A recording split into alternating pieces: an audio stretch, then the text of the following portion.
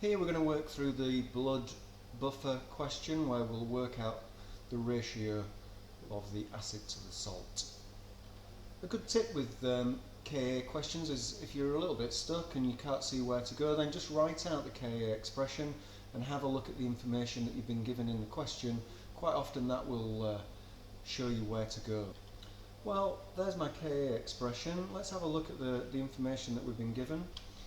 We've been given the pH of the blood of a healthy person, 7.4, and that will mean that we're going to be able to access the hydrogen ion concentration from the pH.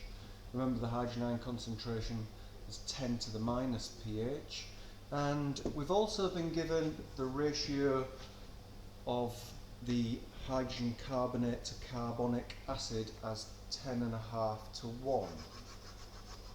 Now, that's not perhaps quite as obvious, but if we put the hydrogen carbonate as 10.5 and the carbonic acid as 1, obviously the 1 is going to disappear, so our numbers will look like this.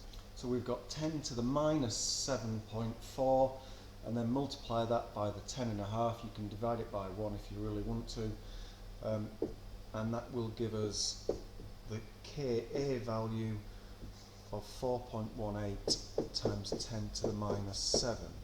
Now this is a constant, remember, this is the acid dissociation constant, and this will be the same for the hydrogen carbonate carbonic acid moving into the next part of the question.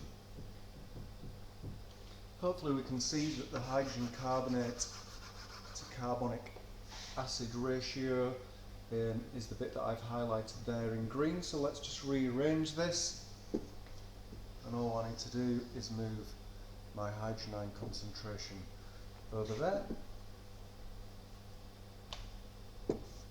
like so. The Ka we just worked out a moment ago, and the hydrogen ion concentration is now for a pH of 7.3,